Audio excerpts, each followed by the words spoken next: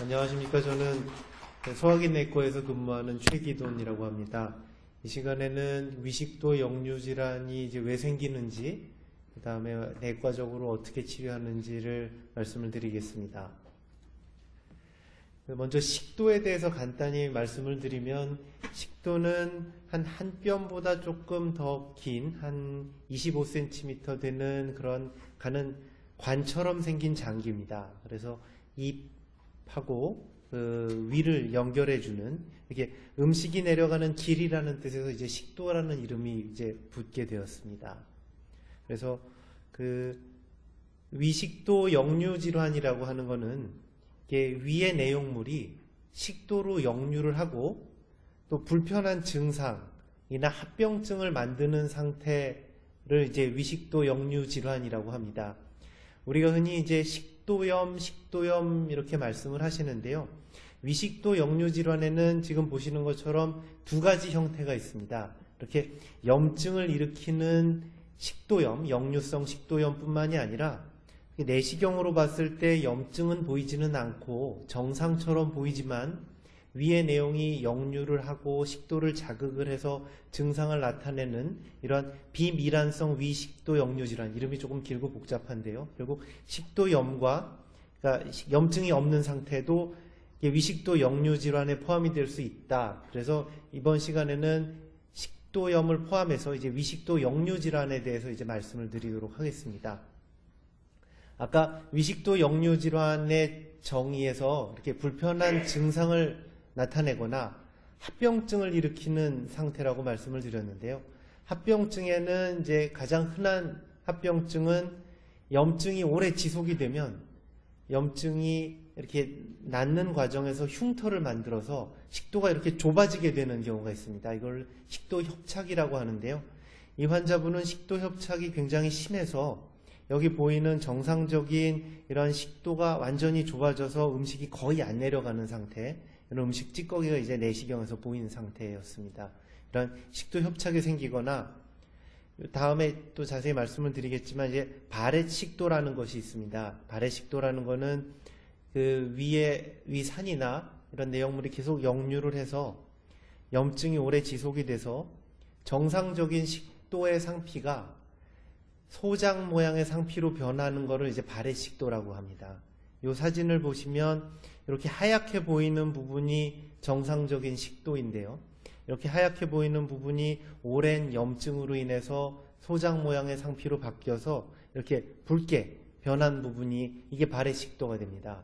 발해식도가 왜 임상적으로 중요하냐면 이게 식도의 암으로 진행하는 그러한 단계에 있는 부분이기 때문에 임상적으로 좀 중요한 그런 상황이 되겠습니다. 그래서 이러한 합병증으로는 식도 협착이나 이러한 발해식도, 또 식도암이 생길 수 있다라는 것을 기억하고 계시면 좋겠습니다.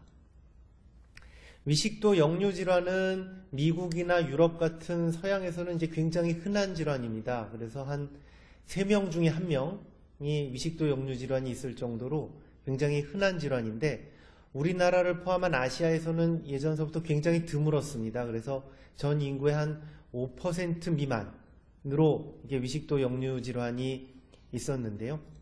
최근에 역류성 식도염을 포함한 위식도 역류질환이 국내에서 굉장히 증가를 하고 있는 추세입니다.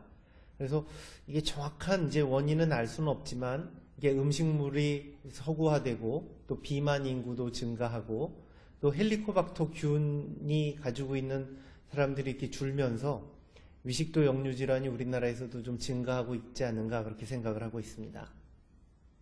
그럼 이제 위식도 역류질환은 왜 생기는지에 대해서 간단히 말씀을 드리겠습니다. 우리 몸에 식도하고 위 사이에 그 위의 내용물이나 위산이 역류하는 것을 이렇게 막아주는 이런 방어인자가 있습니다. 이 방어인자 중에서 이제 제일 중요한 거는 여기 보이는 하부식도에 있는 괄약근이 이제 가장 중요한 방어인자가 돼서 이 괄약근이 이제 역류가 되지 않도록 역류를 막을 수 있도록 이렇게 꽉 조여주고 있어야지 이제 정상적인데, 이러한 괄약근이 약해지거나 또 열리지 않아야 될 때 비정상적으로 이완을 하게 되면 역류가 되게 됩니다. 이런 방어인자가 약해지거나 또 한번 이렇게 음식이나 위산이 역류를 하게 되면 이거를 식도가 연동 운동을 통해서 아래쪽으로 내려보내야 됩니다. 이러한 내려보내는 연동 운동이 약하게 되면 이러한 위식도 역류 질환이 또 잘 생기게 되겠습니다. 반면에 이제 위에서 만들어지는 공격 인자로는 가장 중요한 것은 이제 위산이 되겠고, 위산뿐만이 아니라 이렇게 그 간에서 만들어지는 담즙이 십이지장 쪽으로 배출이 되게 되는데, 이게 위로 역류를 하고 또 이 담즙이 또 식도로 역류를 하게 되면 이러한 위식도 역류 질환을 조금 더 악화시킬 수가 있게 되겠습니다. 아까 말씀드린 대로 하부식도 가략근은 우리가 음식을 먹거나 또 트림을 할 때 이렇게 이완이 돼야 되는 게 이제 정상적인데요. 음식을 먹지 않고 뭐 트림을 하지 않고 이럴 때 일시적으로 하부식도 가략근이 이완이 되게 되면 이때 위산이 역류를 해서 그 식도 쪽으로 위산이 이렇게 역류가 되는 이런 현상을 보여주고 있는 게 또 위식도 역류 질환에서 흔히 보이는 이러한 증상들입니다. 또 한 가지 말씀드릴 것은 우리가 이제 연세가 들면서 그 식도 주변의 인대들이 이제 약하게 되고 하면서 이제 위의 일부가 식도 쪽으로 올라가게 되는 것을 이제 식도 열공 탈장이라고 하는데요. 이런 식도 열공 탈장이 생기면 위산이 한번 이렇게 역류가 되었을 때 위산이 완전히 청소가 되지 않고 이런 식도 내에 남아있다가 이렇게 다시 역류가 반복되는 등 이게 식도 열공 탈장이 있으면 위산 역류의 정도가 심해지고 식도염이 심해지는 것들이 이제 잘 알려져 있습니다. 또 최근에 알려진 사실 중에 하나는 이게 위산이라는 거는 이제 식사를 하고 나면은 이제 많이 분비가 되게 되는데요. 그 식사 후에 이렇게 위에 중화가 되지 않고 이렇게 떠 있는 것을 이제 위산 주머니라고 하는데, 위산 주머니가 식도 열공 탈장에 있는 경우에는 위산 주머니의 모양이 이렇게 길고 또 식도 쪽으로 올라와 있어서 이러한 경우도 위식도 역류 질환에 더 심하게 만드는데 더 관여를 하는 것으로 되어 있습니다. 그래서 위식도 역류 질환의 원인을 이제 요약을 하게 되면 이제 위산이 올라왔을 때 식도가 식도에서 청소하는 능력이 감소하거나 또는 하부식도 괄약근에 이상이 있거나 또 식도 열공 탈장이 있는 경우 위식도 역류 질환의 중요한 원인이 되겠습니다. 또 지금 말씀드리진 않았는데요. 식도 과민성이라는 것도 있습니다. 쉽게 말씀을 드리면 위산의 역류는 이제 보통 사람과 다르지 않게 정상적으로 약한 역류가 있는데 그것을 식도가 민감하게 반응을 해서 이렇게 통증으로 느끼게 되는 경우, 이런 거를 이제 식도 과민성이라고 하는데, 이렇게 식도 과민성이 있는 경우도 위식도 역류 질환의 원인이 되겠습니다. 그러면 위식도 역류 질환이 잘 발생하는 이런 위험 인자에 대해서 말씀을 드리면 이제 가장 중요한 것은 이제 첫 번째는 비만입니다. 두 번째는 헬리코박터 균이 이제 위에 염증을 일으키고 하는 것들은 잘 알려져 있는데, 헬리코박터 균이 감소를 하면 위에 염증이 좋아지면서 위산 분비가 더 증가를 하게 돼서 오히려 위식도 역류 질환을 더 악화시킬 가능성이 있습니다. 이외에도 흡연, 또 음주, 앞서 말씀드린 식도 열공 탈장, 이런 것들이 위식도 역류 질환의 중요한 위험 인자들이 되겠습니다. 지금 이 그래프를 보시면 이쪽 있는 부분이 이제 정상적인 우리 비만도인데요.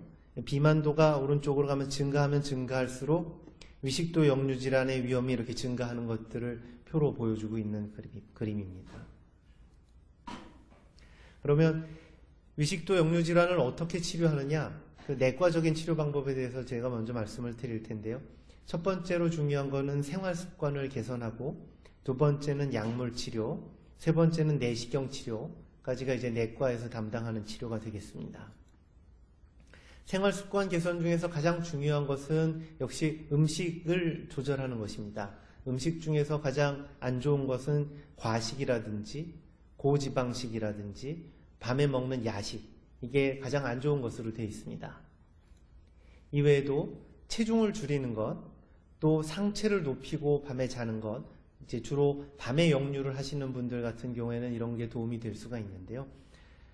상체를 높이고 이제 주무시라고 이제 권장을 드리면 높은 베개를 베고 주무시는 경우가 있습니다. 이런 경우에는 사실 큰 도움은 되지는 않고요. 지금 이 그림에서 보시는 것처럼 상체 전체를 높이고 주무시는 게 이런 야간에 역류를 막는 데 도움이 되겠습니다. 외래에서 이제 흔히 이제 받는 질문 중에 하나가 뭐 초콜릿이나 커피나 차나 뭐 이런 음식들을 이제 먹어도 될까? 이런 것들을 이제 흔히 질문을 받게 되는데요. 그 조심해야 될 음식을 한번 정리를 해봤습니다. 그래서 아까 말씀드린 대로 하부 식도 괄약근이 중요한데 이거의 압력을 낮추는 음식으로는 커피, 술, 초콜릿, 그 다음에 지방이 많은 고지방식 이런 것들이 하부 식도 괄약근의 압력을 낮추는 데 영향을 줍니다.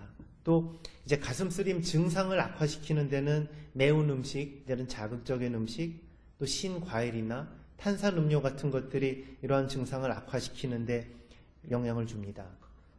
앞서 말씀드린 대로 위산 노출을 줄이기 위해서는 체중을 줄이는 게 도움이 되겠고 머리 쪽 침상을 올리는 것, 또 주무시기 전에, 눕기 전에 한 2-3시간 정도 이후에 눕는 것들이 이제 도움이 되겠습니다.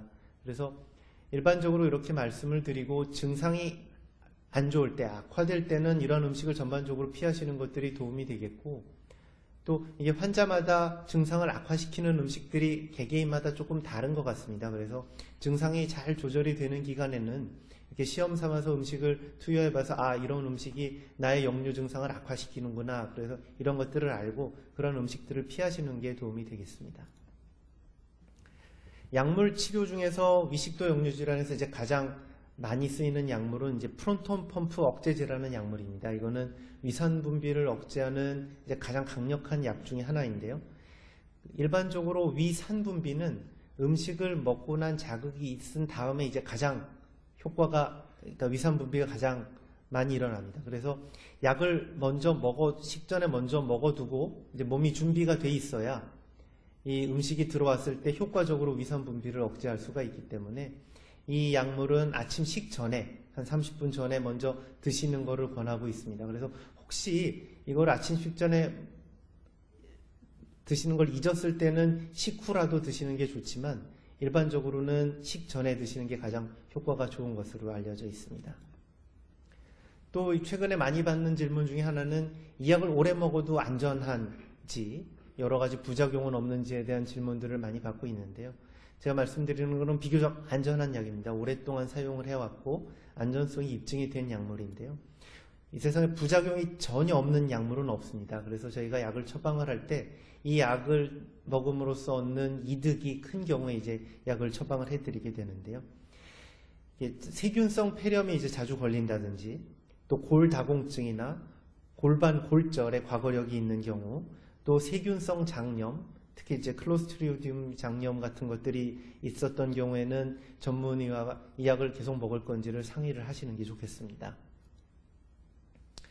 약을 먹어도 호전이 없는 경우들이 꽤 있습니다. 그래서 이러한 경우에는 이 첫 번째 위식도 역류 질환이 아닌 경우가 가장 흔합니다. 그래서 과연 진단이 위식도 역류 질환이 맞는지를 한번 확인을 해봐야 되겠고, 그 밖의 경우에는 위산 분비 억제가 충분히 되지 않은 경우, 뭐 약의 용량이 부족하다든지 약을 제대로 제 시간에 먹지 못했다라든지 이런 원인 때문에, 또는 그 산 말고 산 이외에 아까 말씀드린 담즙이라든지 이런 것들이 역류를 하게 되는 경우에는 약을 먹어도 호전이 없는 경우가 많고, 또 앞서 말씀드렸듯이 식도에 과민성이 있는 경우, 위산 분비가 많지는 않지만 식도가 위산 분비에 반응을 하는 이런 식도 과민성이 있는 경우에는 약을 먹어도 호전이 잘 없는 경우가 되겠습니다. 그래서 위식도 역류 질환으로 잘못 진단되기 쉬운 질환들로서는 식도 이완 불능증이라고, 이게 그 식도 괄약근이 제대로 이완하지를 못해서 음식이 잘 내려가지 않고 식도에 자극을 주게 되는 경우에는 역류 증상이나 가슴 통증 같은 게 나타나기 때문에 이 위식도 역류 질환으로 잘못 진단되는 경우들이 많이 있습니다. 이외에 또 뭐 호상구성 식도염, 기능성 가슴 쓰림과 같은 이러한 질환들은 위식도 역류 질환으로 오인되기 쉬운 질환들이기 때문에 약물 치료가 반응이 없는 경우에는 이런 질환들을 꼭 구별을 해봐야 되겠습니다. 최근에 약물 치료에 반응이 없는 일부 환자들에게서 이제 내시경으로 이제 치료를 시도를 하고 있습니다. 그래서 지금 보시는 치료는 식도 괄약근에 이러한 고주파 에너지를 전달을 해서 이 부분을 조금 두껍게 만들고 역류를 예방하는 이러한 내시경 치료가 일부의 환자들에게서는 조금 도움이 되는 것 같습니다. 앞서 말씀드린 이제 발의 식도는 이제 정상적인 식도가 계속적인 자극에 의해서 소장이나 대장 모양의 상피로 이게 변하는 것을 발의 식도라고 아까 말씀을 드렸고, 근데 발의 식도가 식도암의 위험을 증가시키는 것은 분명합니다. 근데 대부분의 경우 이제 이형성이 없는 경우가 이게 대부분의 경우가 이제 이형성이 없는 경우인데 식도암의 위험이 아주 높지는 않은 것 같습니다. 그래서 보면 한 10년 정도 저희가 관찰을 했을 때 한 1에서 3%, 한 100명 중에서 1명에서 3명 정도가 식도암으로 진행을 하기 때문에 이렇게 위험이 아주 높지는 않습니다. 그래서 정기적으로 검진받으면 크게 걱정할 일은 아니다라고 저희는 설명을 드리고 있습니다. 그래서 오늘 제 말씀을 요약을 드리면 비미란성 위식도 역류의 질환은 협착이나 발의 식도 등의 합병증 발생이 비교적 낮습니다. 그래서 꾸준한 생활습관 개선이나 약물 치료가 도움이 되고 장기간 약물 치료를 해도 비교적 안전하며 아침 식전 30분에 투약을 하는 것이 가장 효과적인 투약 방법이 되겠습니다. 경청해 주셔서 감사합니다.